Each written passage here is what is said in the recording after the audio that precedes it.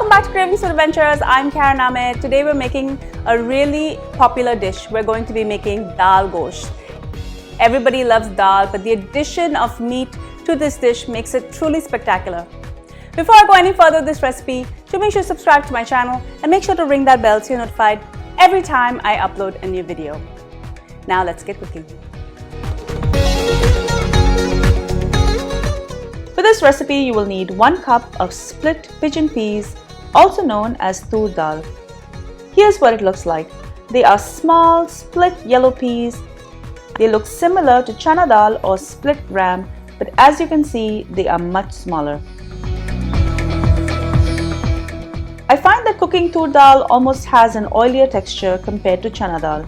I'm going to soak this for at least an hour and rinse it several times. I'm going to put my Instant Pot on saute mode and I'm going to add some oil to my pot. I'm using my Instant Pot, but you can also use your regular pressure cooker for this. I have 2 pounds of bone-in meat here. You can use lamb or mutton. Most people just pressure cook their meat with the Toor Dhal, but I'm going to saute the meat first. This will render some of the fat and will give the meat additional flavor.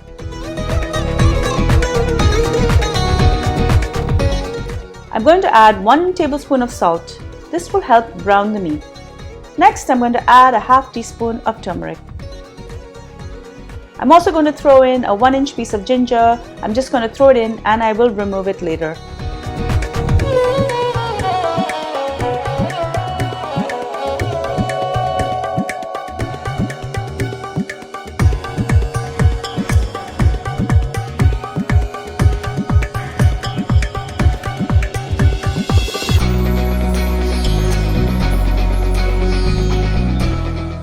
The Toor Dhal has been washed and drained and I'm going to add this on top of my meat.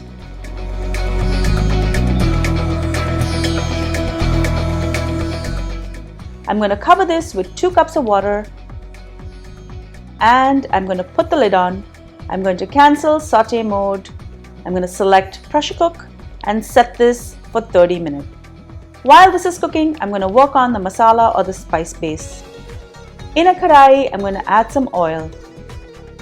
I have 2.5 cups of sliced onions here and I'm going to add these in. I'm also going to add some salt as it will help the onions caramelize faster.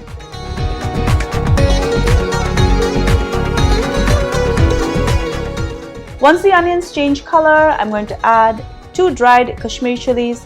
If you don't have Kashmiri chilies, you can use any other type of dried chilies.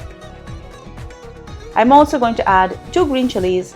One of the green chili I've left whole, more for a garnish later, and the other one I've sliced. This is about 2 tablespoons. I'm also going to add 1 tablespoon julienne strips of ginger.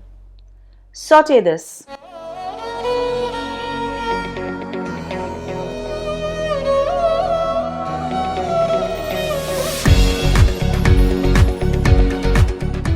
This looks really good. I'm going to reserve the whole chili and some of the onion and the julienne strips of ginger for garnish.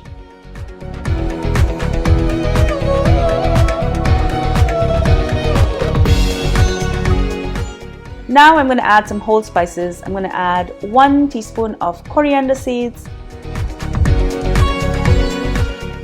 and 1 teaspoon of cumin seeds.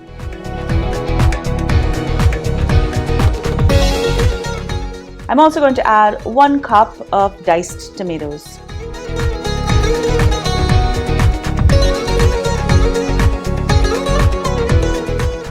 Now I'm going to add 2 tablespoons of ginger and garlic paste.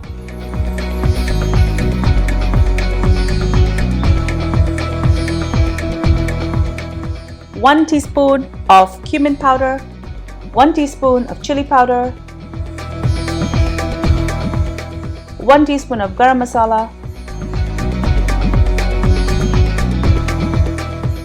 and I'm going to mix everything together and I'm going to allow the tomatoes to cook. Add a little water and keep cooking. I'm just going to press down on the tomatoes to squish them.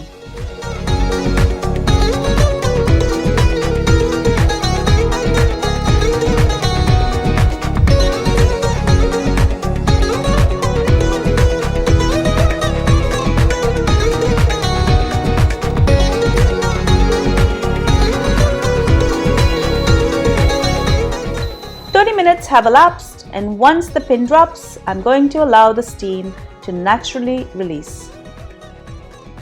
Let's see what this looks like. The dal and the meat are perfectly cooked.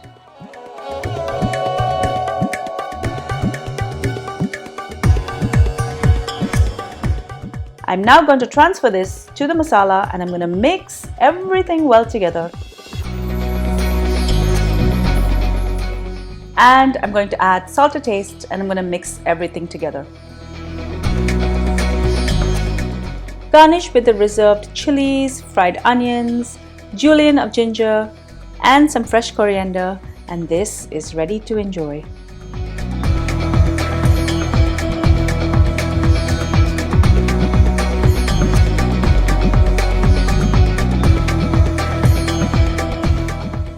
Thank you so much for joining me on Cravings with Adventures. I hope you enjoyed this delicious recipe for Dal Gosht. If you love this recipe, give it a thumbs up, share it with your family and friends, and don't forget to leave me a comment below. Make sure you're subscribed and that you've rung the bell so you're notified every time I upload a new video.